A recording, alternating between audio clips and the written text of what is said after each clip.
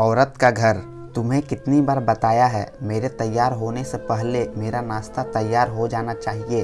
शादी के 25 सालों बाद भी मुझे क्यों बार बार एक ही बात बतानी पड़ती है रमा? तुम्हें क्या है, तुम तो आराम से घर पर रहोगी, मुझे काम पर जाना पड़ता है। तुम हो कि हमेशा बेवकूफ़ों जैसी हरकत करती हो। अगर तुम यह जानबूझकर करती हो तो याद रखना, मुझसे बुरा कोई नहीं होगा। आज भी निशांत का पारा चढ़ा हुआ था। इन कटु शब्दों में अपना गुस्सा उतारते हुए, गीला तौलिया कुर्सी पर फेंकते हुए निशांत गुस्से से रमा की तरफ देखने लगा। रमा के लिए निशांत का यह बेवजह गुस्सा करना कोई नई बात नहीं थी। वह महीने में 3-4 बार ऐसे ही रमा पर बरस पड़ता था। पहले पहले रमा उसका विरोध किया करती थी, लेकिन जब कई साल तक निशांत में कोई बदलाव नहीं दिखा तो रमा ने खुद को ही बदल दिया। अब निशांत के कुछ भी कहने से रमा को कोई फर्क नहीं पड़ता था। निशांत की हर बात वो चुपचाप सिर नीचे झुकाए सुन लेती थी। शादी के पहले 5 साल तक रमा ने पूरी कोशिश की थी कि निशांत को बदला जाए, लेकिन फालतू का गुस्सा करना और बाद में रमा को भला बुरा कहना, यह मानो जैसे उसकी आदत बन गई थी। कोई भी वाद विवाद होता तो निशांत सीधा रमा को बोल देता, अगर मैं तुम्हें अच्छा नहीं लगता तो क्यों नहीं चली जाती अपने मायके, क्यों रहती हो मेरे साथ? इतना सब कुछ होने के बावजूद रमा निशांत के साथ ही रहती थी, क्योंकि उसे अपनी बेटी की फिक्र थी। और वह जाती भी तो कहाँ, अपने बूढ़े हो चुके माँ बाप को इस उम्र में परेशान करना वह नहीं चाहती थी।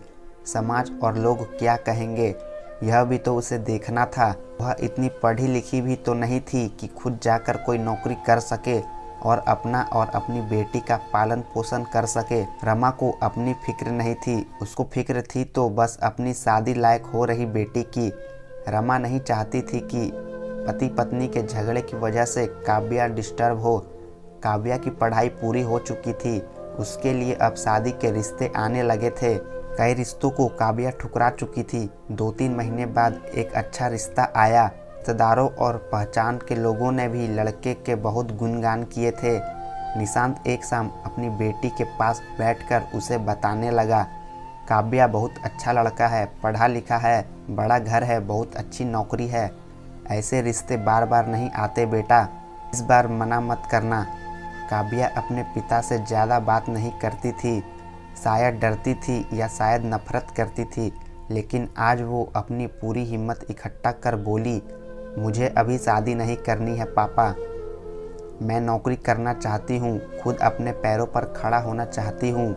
तो उसमें क्या बड़ी बात है? मैंने लड़के से बात की है, वह तुम्हें किसी बात के लिए नहीं रोकेगा। तुम शादी के बाद भी नौकरी कर सकती हो, वह तुम्हें नौकरी के लिए परमिशन दे देगा। निशांत बोला, मेरा नौकरी करना या ना करना उसकी परमिशन पर क्यों डिपेंड रहेगा पापा? काव्या ने पूछा। मैं कह रहा हूँ ना, तुम्हें किसी भी चीज़ की कमी नहीं होगी वहाँ। ऐसे रिश्ते बार बार नहीं आते, इसे ठुकरा मत, बहुत खुश रहोगी तुम वहाँ। निशांत बोला, पापा क्या मैं उतनी ही खुश रहूँगी जितनी मम्मी इस घर में खुश है? काव्या ने तंज कसते हुए कहा। तुम्हारी जबान कुछ ज़्यादा नहीं चल रही? निशांत गुस्से से आंखें बड़ी करते हुए बोला, पापा मुझे शादी ही नहीं करनी है, क्योंकि शादी के बाद अगर वह लड़का आपके जैसा निकला तो मैं क्या करूँगी? मुझे आपके जैसा जीवन साथी नहीं चाहिए जो बिना बात के मुझ पर हमेशा चिल्लाए। मुझे कुछ भी अपनी पसंद का लेना हो तो 10 बार सोचना पड़े, कहीं वो नाराज न हो जाए। मेरी तबीयत कैसी भी हो उसे परवाह न हो। रोटी थोड़ी सी मोटी बन जाए तो घर सर पर उठा ले, उसकी चेकबुक न मिले तो भी मेरा ही दोस्त निकाले, और हर छोटी मोटी बात पर मुझे मायके जाने के लिए कहे। काव्या अपना दिल खाली करते हुए पापा से सब कह दिया। निशांत का गुस्सा 7वें आसमान पर था, लेकिन उसके मुंह से एक भी शब्द नहीं फूट रहा था। वो काव्या की बातें सुन रहा था। काव्या उतना ही बोलकर चुप नहीं हुई।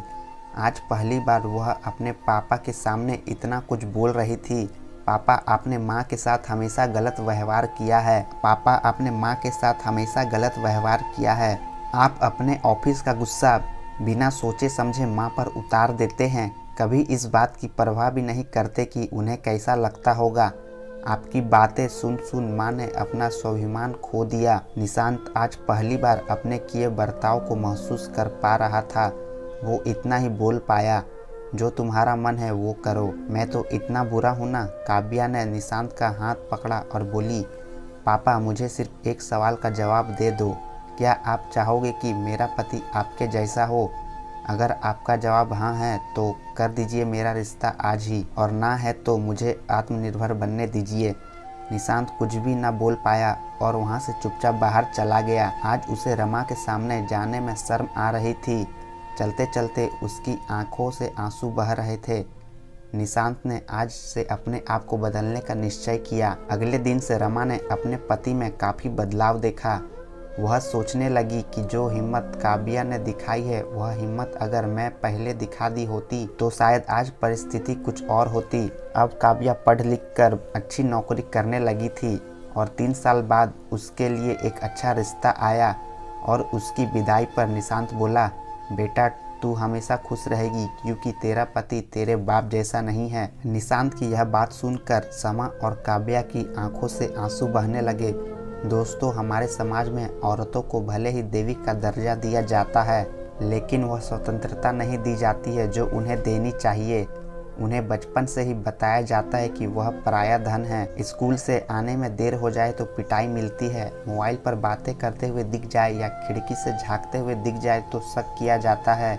माँ बाप का घर तुम्हारा नहीं है, पति का घर ही तुम्हारा घर है। जीवन भर यह बातें बता बता कर उन्हें ससुराल भेज दिया जाता है और एक दिन किसी छोटे मोटे झगड़े में ससुराल वालों से उन्हें सुनना पड़ता है कि इस घर को छोड़ दो और मायके चली जाओ।